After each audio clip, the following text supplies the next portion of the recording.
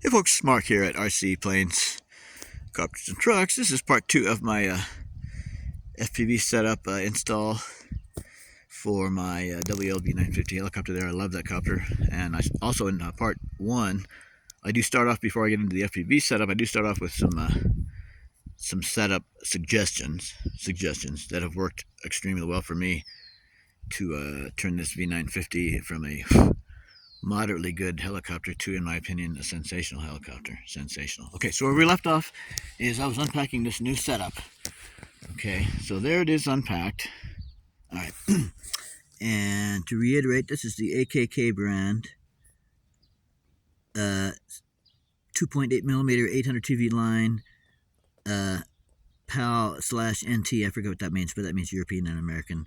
It's a 600 milliwatt FPV transmitter with audio capability. It's a model KC03. Now, it doesn't only have audio capability, but it comes with everything you need. This kit comes with everything you need for full video and audio capability. Now, this little box is only $28, all right? And to reiterate, you get your video/audio transmitter here, center screen. You get this, okay? And you get the camera, all right, and you get all of your wiring, as you can see, and instruction system. Okay, so all right, let's see here. Okay, so all right, so you pull everything out of the little box here, and here's your audio transmitter, and this little antenna screws right on. It's also bendable. It just screws right on there. Very simple. Okay. And then this here, when this is powered up, you'll see this is your channel indicator. Okay, you can switch channels and bands by using the little tiny micro switches here, and I mean tiny. This is a switch here. Let's see. Actually, completely wrong. Woo! This is one of the tiny micro switches there. You can even see it, and that's one of the other ones there. Anyway, one of them changes the band, and the other one changes the channel number. Okay. Somewhere on here, I believe this is it, is the audio microphone built in. Now, I mentioned in the first video, and I believe I did, that I used another setup from AKK, a 200 milliwatt, as opposed to this, which is a 600 milliwatt.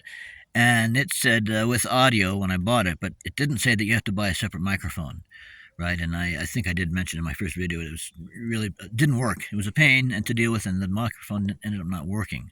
So the nice thing about this is it's an all-in-one system. Now, it's not all-in-one, meaning that you have one unit with everything attached to it. It does have 3 separate components: the antenna, the video and audio transmitter, and the camera, and then, of course, the wiring. But the nice thing here is mic is built in. Okay, and then on the other side of this is a heat sink there. Okay. And a better look at those switches I was talking about. There we go. Better look at the switches that I was talking about right here. Right there, 1, 2. And this tells you it's a 40 channels, 5 gig 8. I don't know what the 5G 8 means. 600 milliwatt. Okay, and here that shows that you've got a wiring bundle that comes with it, and it just plugs into a socket. You can see that it just plugs into a socket. We're trying to get focus phones directly. Just plugs into a little socket there. It's foolproof. And this tells you what each of the inputs is. It's a video input, video in, ground for the video, and 7 to 24 volt power. Okay, so you just screw your antenna on. Okay, you plug in your little wire bundle with its nifty connector there. Foolproof. Okay. Now, and then you've got your camera here, and it comes with a lens cap, which is handy. Now, something interesting is that they just changed this set a little bit here. They changed this little set a little bit, and they changed it in one way only. You can see installed on the copter right now is, there we go. This is the video camera that's on this copter. You can see there's a big old plastic housing on there. Big old plastic housing on there. See? Like that. Now, they went from that... the big housing deal. They went from the big housing deal to no housing. They've eliminated the housing. Let me get this box out of the way. It's ruining my panning from one shot to the next. Okay, so they eliminated that housing there. And now here's what the camera looks like without the housing. Try it again. There you go. See? Housing. No housing. This version here is going to be a little bit lighter, a little bit less bulky. That's fine on a helicopter. I'm not too worried about the durability of having the housing. So that's cool. But I just thought I'd mention that. This is the old version camera, and that's the new version camera. And again, you plug this wire bundle in here, and you can only plug it in one direction. And this will connect to your power source. And of course, you don't have to, if you're not going to use a JST battery, you can use adapters and whatnot to use the battery that you want. Or you can do what I did, which I'll talk about in a second. So you plug in your wire bundle here, which gives you your power lead and all of your leads to go from transmitter to camera, etc. Okay, and you connect the camera lead back there. The camera lead connects here, and then this connects there. So that's the whole picture on that. Okay, and then you get, this is your little instruction manual. It's just quite good. It shows you, there's two versions here. One has the antenna like we've got on the what do you call it, on the video transmitter, and the other one has an antenna that's perpendicular to the VT, to the video transmitter, video and audio transmitter. Okay, so this is the one that we have. This one here, P831, and it shows you exactly, just so you know, and it also says on the, right here on the video transmitter, but this just shows you what each of the wires in your wire bundle do. All right then. Okay, so it's very easy to put together. And then here's a bunch of information about the camera. I imagine the camera's an upgrade, and I've tried it, and it's a real nice camera image that I'm getting. Anyway, there's all the different specs, and then again, that's how you hook it up. Okay, so now we've talked about the system, what you get, how easy it is to hook it up. Now, back to the power situation with this power lead. What I did, instead of using an extra battery, which would weigh down the plane, or the helicopter in this case, what I did is I simply took this power lead and I patched it in to the power of my helicopter. In other words, this FPV system here, its power lead is connected to the ESC in the aircraft, right? More accurately, it's connected to this, right? This here, right here, and where my index finger is, that there we go. That there plugs into the battery. There's the battery, right back there. There's the battery lead and Dean's connector, and then here is the lead that comes from the ESC, which is powered from the battery. Okay, so I'm pulling my power for the FPV system here off of this here. So that way I don't have a separate battery to charge. I don't have the extra weight and bulk of a battery. And when I power up and bind up the helicopter, I'm powering up the FPV system at the same time. Oh, there goes my dog chasing a rabbit, but the rabbit got away, fortunately. Okay, so there's that. Okay, so we'll take off the lens cap here. There we go. Okay, it's a little dirty up in here. Anyway, so here's the considerations. And these are all just my opinions from my experience. I'm no expert. That's my disclaimer. Okay, so the first consideration for me is finding the best possible camera angle, right? Because if you have a mediocre camera angle, you're going to have mediocre video, and, you know, you don't want that. So, what I did is I decided I want the camera angle to be something along the lines of about like that, just roughly, about like that, right? I wanted to see some of the helicopter. I wanted to be able to see the rotor blades. Where's my finger? There it is. I wanted to be able to see the helicopter, a little bit of rotor blade up in here. Certainly wanted to see the ground and the skids for landing and everything like that. So it's about like that. That's what I wanted right there. Okay, so the first thing I did is I connected all my stuff, all my system, right? And I powered everything up. And then I just held the camera in my hand here. Just held the camera in my hand and moved it around until I knew exactly what position it needed to be in for the camera angle that I wanted. Okay, and that position was the position that it's in right there. Yep, right there. It's kind of hard to see. I'm in the shade here. There we go. Anyway, that's exactly the position I wanted. So the next thing I needed to do is build a platform to hold the camera in that position, right? And it starts with the camera for me. First, put the camera where it needs to be to get the angle that you're really going to be excited about. Once you've done that, then you've got to figure out how to install it on the airplane or helicopter at that angle. So then I made a platform, and you can see that pointer. Very, this is not fancy schmancy. Here's a platform here. Now, right here is foam, piece of foam. Here, which is hard to see, is a piece of basswood, which is like balsa wood, but it's stronger and less flexible basswood. Then another piece of foam, okay? And then this is a piece of cardboard, and then there's the lens of the camera. Now, everything here, especially right here, that holds the lens where I want it.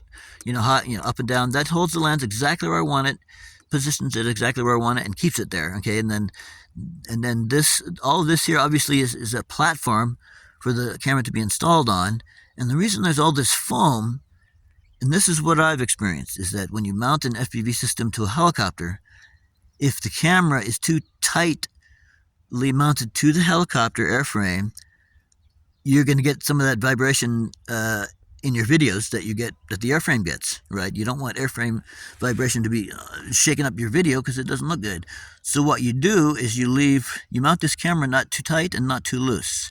If the camera is mounted too tight to this platform, or if it's mounted without foam, if it's mounted without foam, or if it's mounted too tight to the platform with foam, then the camera will vibrate with the helicopter, and you'll get vibrating videos. You'll get blurry videos. So what you do is not too tight.